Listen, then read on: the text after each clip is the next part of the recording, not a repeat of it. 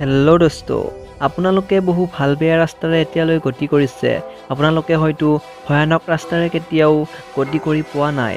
আজি আমি কেইখনমান দেশৰ বহুতো ভয়ানক ৰাস্তা কেইটামানৰ বিষয়ে জানো বলক। তেন্তে বলকচোন বন্ধু বান্ধৱীসকল, আমি ভিডিঅ'টো আজি আৰম্ভ কৰোঁ। নাম্বাৰ 1ত আছে জুজিলা পাছ। ভাৰত, লাডাখ আৰু কাশ্মীৰত থকা এই জুজিলা পাছ ৰাস্তাটো পৃথিৱীৰ ভয়ানক ৰাস্তাত অন্তৰ্ভুক্ত হৈ আছে।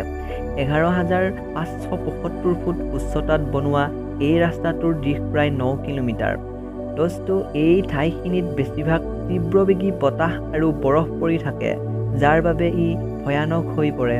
সেয়ে বৰষুণৰ ফলত হোৱা ৰাস্তাৰ বোকা আৰু গাঁতবোৰত চাৰিচকীয়া বাহনবোৰ ফাঁচি যায় আৰু জাম হৈ পৰে।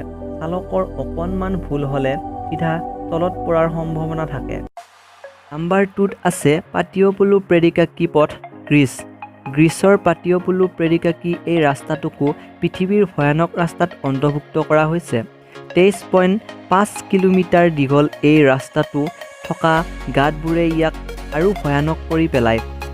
ৰাস্তাটো চেভ হোৱাৰ বাবে গাড়ীবোৰ ইফাল সিফাল ঘূৰিব নোৱাৰে। ৰাস্তাটোৰ কাষত প্ৰাকৃতিক সৌন্দৰ্য কিন্তু চাবলগীয়া। এটা সৰু ভুলে মানুহক মৃত্যুমুখী কৰিব পাৰে, কাৰণ ভাঁজবোৰত ছানবোৰ্ড নাথাকে। চিধাকৈ যোৱা গাড়ীবোৰ হয়তো তললৈ বাগৰি যাব পাৰে। নাম্বাৰ 3ত আছে হালছেমা হাইৱে। সাগৰতলীয় ঠাইৰ পৰা প্ৰায় 2000 মিটাৰ উচ্চতাত থকা এই পথটো মাত্ৰ ঠাণ্ডাৰ দিনতহে ভালে থাকে। ইয়াৰ পিছত এই পথটোত যাত্ৰা কৰা অধিক ভয়ানক হৈ পৰে। মাৰ্চ আৰু এপ্ৰিল মাহক এৰি বাকী 10 মাহেই প্ৰায় ইয়াত অধিক বৰষুণ হয়। এনে অৱস্থাত মৃত্যুৰ সৈতে যুঁজিহে টুৰিষ্টবোৰে পথটোৰ ওপৰেৰে যাত্ৰা কৰে। এই পথটোত কেইবা ঠাইতো ভাঁজ আছে, যাৰ বাবে বাছ চালকবোৰে জামৰ পৰা বাচিবলৈ তীব্ৰ বেগেৰে গাড়ী চলাবলগীয়া হয়, যাৰ ফলত প্ৰতিদিনেই কেইবাটাও ডাঙৰ দুৰ্ঘটনা পতিত হয়। নাম্বাৰ 4ত আছে পেছেজ du-cois, ফ্ৰান্সৰ এই ৰাস্তাটোৱে নৰ্মতিয়া দ্বীপটোক যুক্ত কৰিছে, যিটো ফ্ৰান্সৰ এটলাণ্টিক কৰ্চত অৱস্থিত। ৰাস্তাটোৰ দীৰ্ঘ প্ৰায় 4.5 কিলোমিটাৰ।